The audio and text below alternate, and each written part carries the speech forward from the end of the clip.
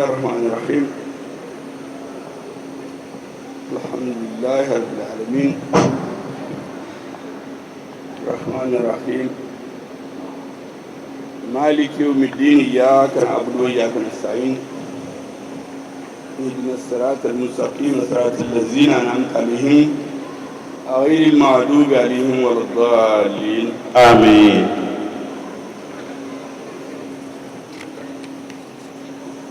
Mesdames et messieurs, j'étais tenté au début de ne pas faire de discours. Et vous savez, notre pays, le président de la transition, le gouvernement, les institutions de la transition, dont le Conseil national de transition, et tous les organes de direction de la transition travaillent pour l'histoire. Nous travaillons pour les générations futures. Tous les actes qui sont posés aujourd'hui ont vocation à galvaniser les Maliens aujourd'hui, mais surtout à préparer les générations futures. Parce que c'est d'elles, c'est de notre avenir et du présent des générations futures qu'il s'agit. C'est pour cela qu'il est important de rappeler un certain nombre de choses.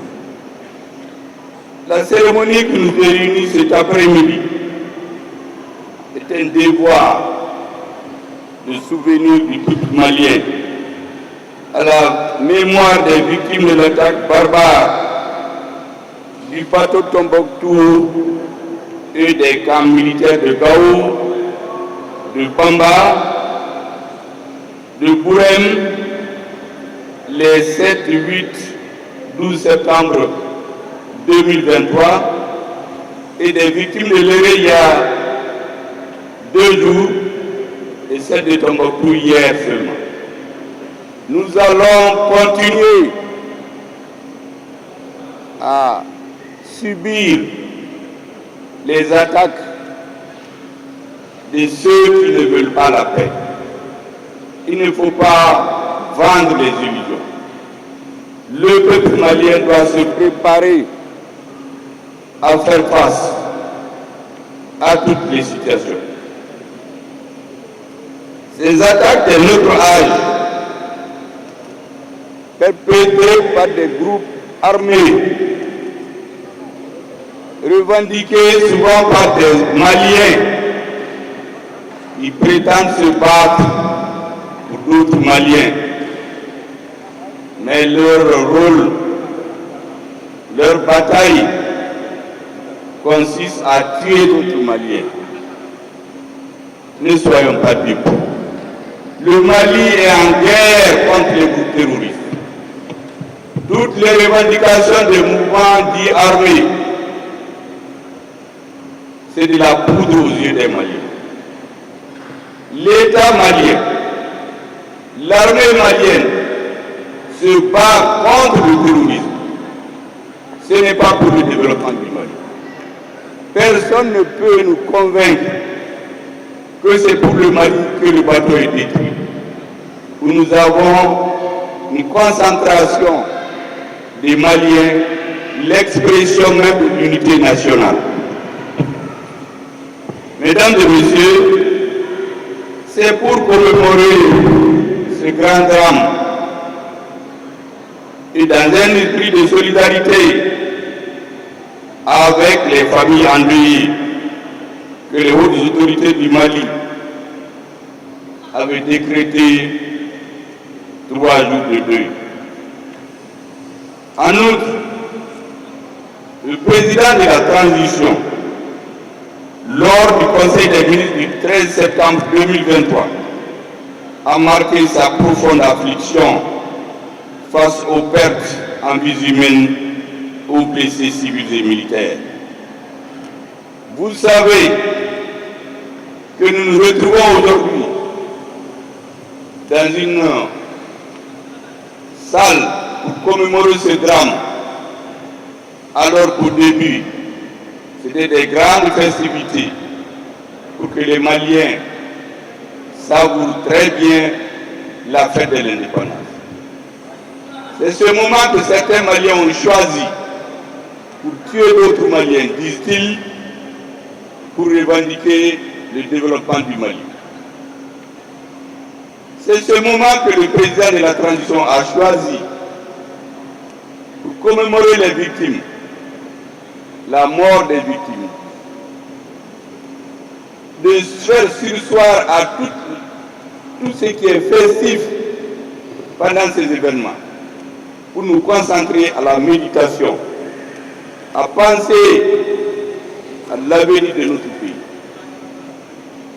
Je voudrais attirer l'attention des Maliennes et des Maliens que malgré les débats politiques, ils constatent quelque chose.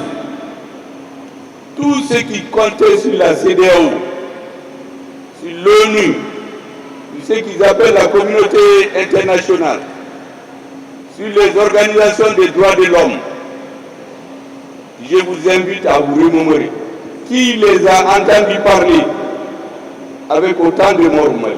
Aucun d'entre eux n'a même présenté des condoléances au président de la transition du gouvernement malien. Et pourtant, ce sont les mêmes qui nous font comprendre que l'avenir du Mali dépend d'eux. Je voudrais inviter les Maliens à se dire que l'avenir de notre pays, l'avenir de la jeunesse malienne, elle ne peut pas se décider ailleurs. Elle se décide au Mali à travers une cohésion sans faille entre le peuple malien et ses forces armées et de sécurité. Rien d'autre, personne d'autre ne peut nous tromper. Nous en avons une illustration parfaite, qu'il a plus le souci du Mali que les Maliens. La deuxième chose, vous savez, la guerre qui nous est imposée, nous allons la mener jusqu'au bout. Le plus difficile, c'est la fin, et la fin, nous allons la gagner. Notre armée aujourd'hui a oublié les termes de repli tactique, repli stratégique. C'est le coup pour coup. On tue des militaires, notre armée donne le coup qu'il faut. Il n'y a plus à reculer et manquer la paix. Depuis 10 ans, depuis 30 ans, les Maliens ont organisé ce genre de cérémonie. Ça n'a pas mis fin à la guerre parce qu'il y a des citoyens qui estiment qu'ils doivent imposer leur volonté aux autres Maliens. La démocratie, c'est vrai, c'est la loi de la majorité, mais c'est aussi le respect des droits des minorités. Mais ne donne droit à personne de s'imposer par la violence aux autres Maliens. Je dois vous dire que nous sommes à un tournant historique. Nous devons tirer les leçons de l'histoire. Vous savez, lorsque un État, minorité dans le monde, a décidé de soumettre tout le reste du monde par la force et la violence, sous le nazisme, en 1942, quand il a occupé toute l'Europe et bombardé l'Angleterre, vous savez, le peuple anglais a été galvanisé par un grand leader pour ce peuple. Je ne reviens pas sur ses qualités, mais pour cette question précise, c'est un leader dans leur histoire. Voici ce qu'il leur a dit. Écoutez bien. Ça s'applique à la lettre au Mali aujourd'hui. C'est Winston Churchill, dans son discours du 12 octobre 1942, au plus fort du nazisme. Voici ce qu'il dit. Lorsque des peuples, lorsque des gens pacifiques, en temps de paix, ne se préoccupent nullement de leur défense, lorsque des nations et des peuples sans souci et confiants, je dirais imprudents, méprisent l'art de la guerre, l'art militaire, et croient la guerre unique pour qu'elle puisse jamais revenir. Lorsque ces nations sont attaquées par des conspirateurs hautement armés et lourdement organisés, qui depuis des années complotent en secret, célébrant la guerre comme la forme la plus élevée de l'effort humain, glorifient la guerre et l'agression, préparés et entraînés jusqu'aux limites permises par la science et la discipline. Il est dans l'ordre normal des choses, il est dans l'ordre naturel des choses que ces nations imprévoyantes souffrent terriblement et que les agresseurs intrigants et cruels donnent libre cours à leur exultation sauvage. Fin de citation. Ça doit donner à mériter. En ce moment, toute l'Europe était sous la porte du nazisme. Et le peuple anglais, sous la bonne direction, a tenu bon. C'est ce qu'aujourd'hui le président de la transition et l'équipe autour de lui et l'armée malienne, sous la haute conduite du ministre de la Défense, est en train de faire comprendre aux Maliens. Nous avons demandé la paix. Nous continuons à le demander. Mais il faut que les Maliens se lèvent. Plus personne ne va plus nous imposer sa volonté. Il y a eu une période dans l'histoire où nous avons pensé naïvement que la guerre est finie, le Mali n'a pas besoin d'armée, les militaires on n'en a pas besoin, on fait seulement la démocratie. Nous l'apprenons à notre dépens aujourd'hui. Et nous avons décidé d'aller jusqu'au bout. Il faut qu'aujourd'hui les Maliens se disent que le pays est en guerre. Celui qui mène cette guerre, ce sont les FAMA. Les FAMA perdent des hommes tous les jours. Elles vont continuer à en perdre. Mais la guerre, le peuple malien va le gagner. Nous ne voulons plus rester sous la porte d'un pays, d'un groupe de personnes, d'individus. Nous voulons être un peuple libre. Les femmes qui ont perdu leurs enfants, leurs maris, soyez sûrs, ils ne seront jamais oubliés dans l'histoire.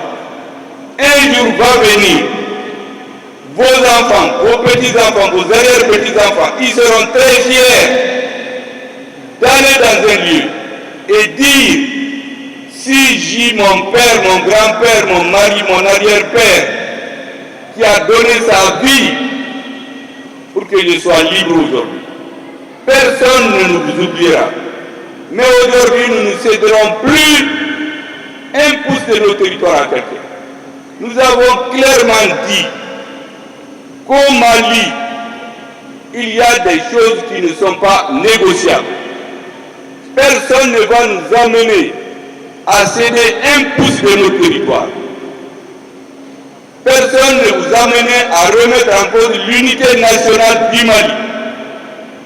Personne ne va nous amener à confier la souveraineté du Mali à quelqu'un. Les Maliens vont exercer leur souveraineté sur l'ensemble de leur territoire. Personne ne va nous amener à imposer sa religion à d'autres Maliens, au motif qu'il est minoritaire, qu'il est majoritaire, qu'il est violent, qu'il a des armes. Ces 4 conditions, notre pays va les défendre. Et préparez-vous à les défendre. Ce dont l'armée a besoin aujourd'hui, c'est votre soutien massif, votre reconnaissance de tous les jours, de tous les instants. C'est le grand message que je voudrais passer aux Maliens.